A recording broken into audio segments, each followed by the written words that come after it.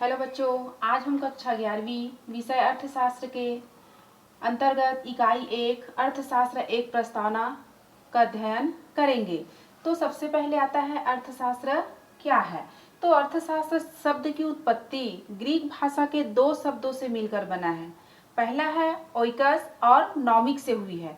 तो ओइकस का अर्थ होता है परिवार, जबकि नॉमिक्स का अर्थ होता है प्रबंध।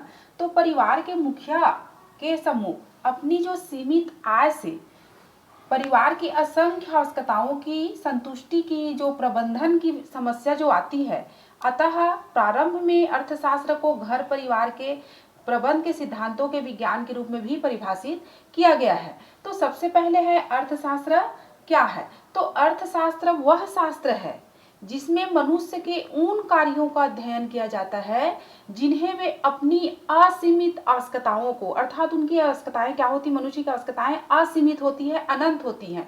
तो उसको पूरा करने के लिए जो साधन जो होते हैं वो सीमित होते हैं, कम होते हैं। तो धन को प्राप्त करने के संबंध में करते हैं। यह हो गया अर्थशास्त्र की परिभाषा। अब है अर्थशास्त्र की अवधारणा मुख्यतः दो भागों में बांटा गया है। तो पहला है प्राच्य भारतीय और पाश्चात्य अर्थ चिंतन। तो प्राच्य भारतीय अर्थ चिंतन कौटिल्य के अनुसार, तो भारतीय जो आर्थिक विचारकों में कौटिल्य का स्थान सबसे पहले महत्वपूर्ण सर्वोपरि है। तो कौटिल्य का दूसरा नाम भी है विष्णुगुप्त। इतिहास में वह चाणक्य के रूप में भी प्रसिद्ध है। वह चंद्रगुप्त मौर्य के प्रधानमंत्री और प्रमुख सलाहकार थे। तो शासन विधि के संचालन के लिए उसने अर्थशास्त्र की रचना की। तो अर्थशास्त्र की रचना किसने की? तो कौटिल्य ने अर्थशास्त्र की रचना की।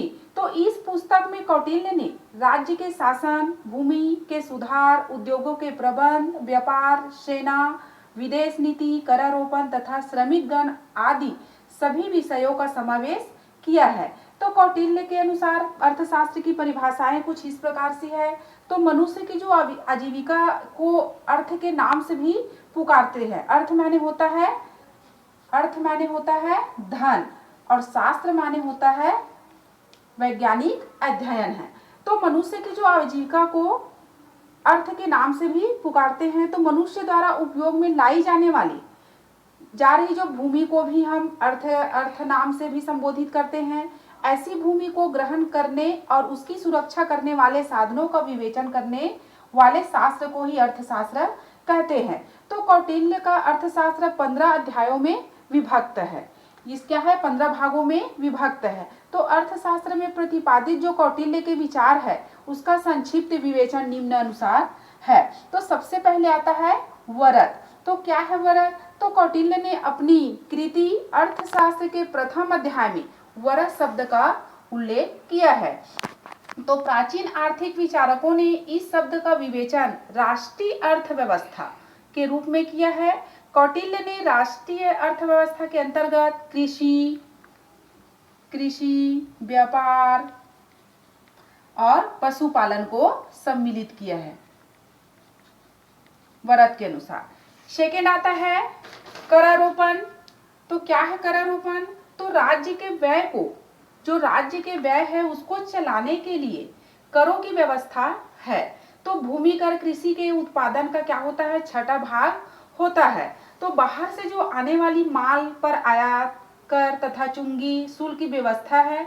तो देश में जो उत्पादित हुई वस्तु पर कर, पथ कर, वनों के प्रयोग पर कर का आदेश है। तो राज्य द्वारा किए जाने वाले आय एवं व्यय की सीमा क्या होती है, निश्चित करने के संबंध में मत था कि राज्य द्वारा किया जाने वाला व्यय उसकी आय के अनुरूप हो। तीसरा है श्रम कल्याण। तो श्रम कल्याण से संबंध में कौटिल्य का मत था कि श्रमिक होते हैं उसकी जो पारिश्रमिक की दरें समय, स्थान एवं दशाओं को ध्यान में रखकर निश्चित की जानी चाहिए। वे चाहते थे कि श्रमिकों की मजदूरी न्यूनतम जीवन निर्वाह सिद्धांत के अनुसार तय किया जाना चाहिए।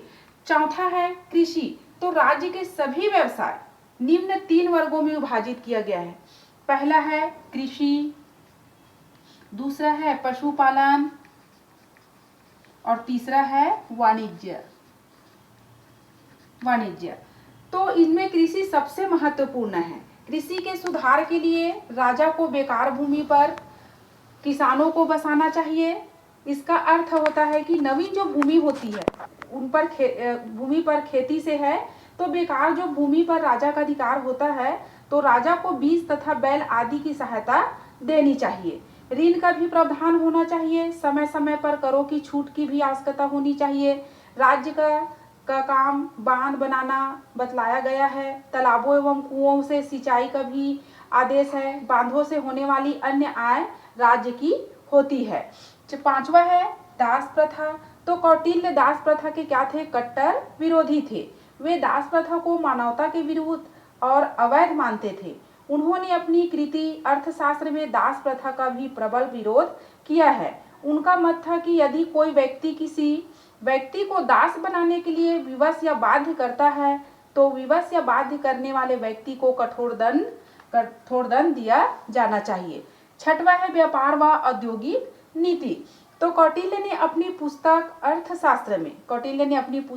अर्थशास्त्र में व्यापार एवं औद्योगिक नीति का विवेचन राज्य व्यवस्था को ध्यान में रखकर किया है। सातवां है खानों का प्रबंध। तो खानों पर राज्य का अधिकार है। खानों से बहुमूल्य धातुएं मिलती है। सोना तथा चांदी का महत्वपूर्ण सबसे अधिक बताया है। कौटिल्य का कहना है कि बड़ी खदानों में लागत कम आती है, अतः वे क्या होती है? श्रेष्ठ होती है। आठवां है सामाजिक सुरक्षा। तो कौटिल्य का मत था कि राज्य को सामाजिक सुरक्षा की दृष्टि से अनेक कार्य करने चाहिए। कौन कौन से कार्य करने चाहिए? तो जैसे है गरीबों की सहायता के लिए राज्य ऐसी संस्थाएं स्थापित करे जो राष्ट्रीय संकट में उनकी सहायता कर सके। राज्य को वृद्ध एवं अशक्त जो व्यक्तियों के लिए आश्रम खोलना चाहिए। बेरोजगार व्यक्तियों को रोजगार के साथ साधन उपलब्ध कराना चाहिए और श्रमिकों को उनके श्रमिक के अनुसार उचित मजदूरी दिलाना चाहिए। यह था कौटिल्य के मत के अनुसार।